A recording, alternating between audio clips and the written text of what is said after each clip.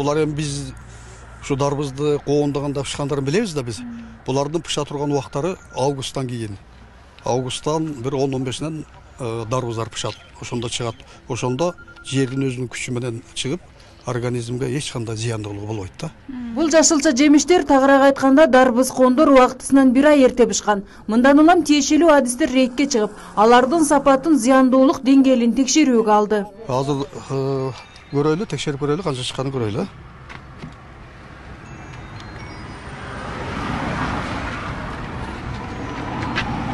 132. Канча? Бул 60 чыгыш керек, нормадагысы 60 чыгыш керек, 60 грамм. Чындыгында фактически 132 грамм чыгып атат да.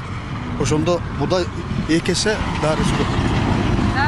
Дары менен пышырган. Экесе көп дарынын содержаниясы.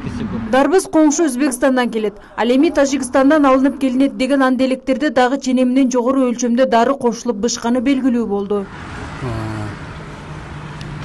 Азыр көрөйлү азыр. Ар бир продуктунун өзүнүн немеси бар. Нормасы көргөзүлгөн. Мына аппарат соя кисеген аппарат берилген. Ар бир кызматкерде бар да. Нормасы 90 болуш керек. Нормасы 90. Азыр салабыз мына. Допустимый коэффициент. Норма. Бул канча секунд изилет? 151. 90 болуш керек, 151 нормадан ашыкча кошулганда бул жерге бул продукцияны дарынын күчү менен пышырылганда бул адамдын организмине өзүнүн зыянын берет.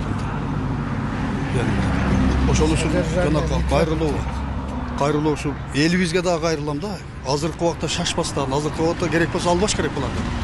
Биз азыр балдарыбызга үй бүлөгө берели, оститель, мутел деген ой менен, жакшы ой менен алып атабыз, сатып алып атабыз. Бунун наркалыгы последствиясы, бунун ушундай организмге зыяндуулугу.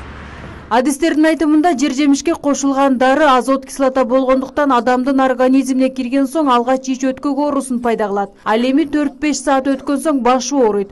Ошентип бул зыяндуу зат адам организминде топтолуп отуруп, адам рак, кант диабети оорусуна кабылат. Аялдар төрөттөн калса, эркектерди тукумсуздукка чейин жеткирет.